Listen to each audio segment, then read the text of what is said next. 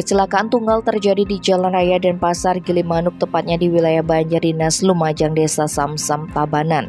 Sebuah truk fuso terperosok ke got lantaran menghindari truk trailer.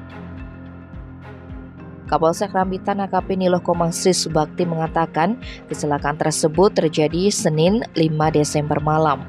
Kronologi kejadian bermula ketika truk fuso yang dikemudikan Bambang, 48 tahun, datang dari arah Gilimanuk menuju Kediri. Truk yang berasal dari Malang ini membawa muatan berupa besi seberat 15 ton.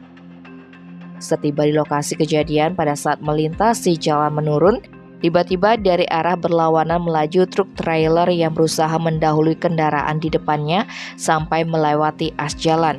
Menghindari tabrakan, sopir truk fuso memilih menghindar ke kiri. Sayangnya truk fuso malah terperosok ke got lantaran bahu jalan tidak kuat menahan beban dan amblas. Kecelakaan ini sempat membuat lalu lintas Jalan Raya Denpasar Gilimanuk, Desa Samsam terhambat sejak Senin 5 Desember malam hingga Selasa 6 Desember sore. Namun setelah truk tersebut dievakuasi dengan mobil derek, lalu lintas kembali normal. Tak ada korban jiwa dalam peristiwa tersebut dan truk masih bisa dikemudikan. Tim Bali Express melaporkan.